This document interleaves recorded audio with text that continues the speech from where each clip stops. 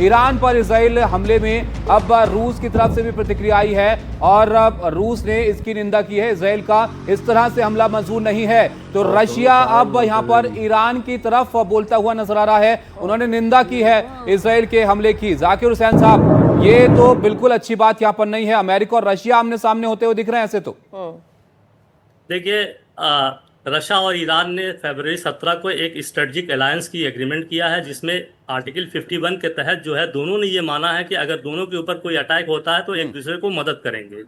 ये बहुत ही बड़ा एग्रीमेंट था दोनों के बीच में। 1916 में चाइना ने भी ईरान के साथ स्ट्रेटजिक एग्रीमेंट किया है। अगर ये अमेरिका खुल के सामने आता है तो लड़ाई बढ़ने के चांस है। अब देखना यह है कि रशिया कितना जो है कमिट करता है अपने इस एग्रीमेंट को।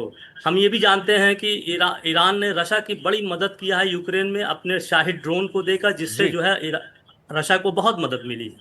तो अगर ये चीज़ें नहीं रोकी गई तो एक बड़े वार में हो सकती है तब्दील। और मेरे ख्याल से जो है दुनिया ये चाहेगी ये ऐसा ना होने पाए, और ईरान की भी ये कोशिश है कि ये द्विपक्षीय ही बना रहे। और सबसे बड़ी बात यह है कि रशिया इजराइल ने जो कहा है कि 14 दिन का ये ऑपरेशन है, क्या 14 दिन में ये पूरा ईरान का न्यूक्लियर वेपन खत्म कर पाएंगे? लेकिन जाकिर अगर साहब, नहीं 14 कर दिन के पाते हैं तो ऑपरेशन फिर का क्या? मतलब तो ये भी है ना कि 14 दिन तक तो तनाव यहाँ पर बड़ा रह सकता है। उसके बाद हालात क्या होंगे ये तो देखना होगा।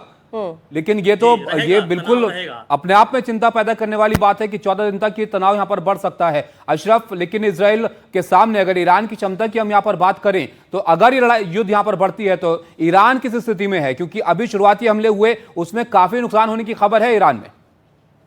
ये बिल्कुल ठीक कह रहे हैं। ईरान पे जो हमला हुआ है उसमें ईरान को काफी बड़ा नुकसान हुआ, लेकिन ईरान ने अपने को संभालते हुए रात जितने भी हमले हुए ईरान के ऊपर, ईरान ने बहुत अच्छे से उनको डिफेंड किया। और जो ईरान के डिफेंस सिस्टम है उनको दोबारा से ईरान ने अब लगाया और वो कामयाब हुए इसराइल के हर उस हमले का मुकाबला करने के लिए कि जो तेहरान पे लगातार रात भर हुए हैं उनको रोका है। देखिए, एक चीज समझिए कि ईरान ने इस युद्ध की शुरुआत नहीं की है। इस युद्ध की शुरुआत इसराइल की तरफ से हुई है और वो इसराइल ईरान, लेकिन चेतावनी तो ईरान मौके मौके पर देता रहा है इसराइल को। अगर ये शुरुआत अभी आप कहें इसराइल की तरफ से यहाँ पर हुई है, लेकिन तनाव तो इन दोनों देशों के बीच में काफी वक्त से चला आ रहा है। और अब हालात कैसे हैं ये तस्वीरें भी आपकी स्क्रीन पर यहाँ पर हैं। आप देखिए आसमान में जो मिसाइलें हैं और ड्रोन है वो नजर आए हैं और लगता है कि ये जारी रह सकता है।